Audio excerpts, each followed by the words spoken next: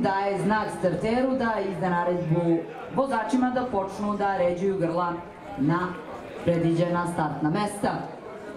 Na jedinici Iva P, na dvojci Kiki Desaja, na trojci Epija Jid, na četvorci Stravinski AT, na petici Absolut, drugi red, šestica Luki, sedmica Adriana Lima JMH, osmica Dona Vita, devetka Dana VP i desetka Denzel.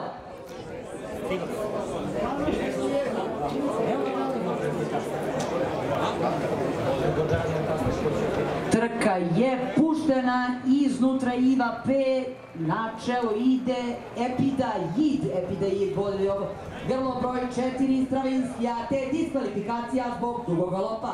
Četvorka je diskvalifikovana, na čelo ide Epija Jid, na drugoj poziciji je Iva P.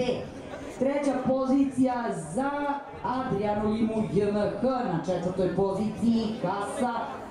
Sad ukoliko se ne varam, to je Ranđelović na sulkama grla broj 2, Kiki Desajan. Četvrta pozicija za Lukija, na petoj poziciji je Popin sa Apsolutom. Na čelu ove trke grlo broj 3, Epija Jid, Saša Grujić, druga pozicija Iva P, Zoran Petrović na njenim sulkama. Treća pozicija Adriana Lima JMH.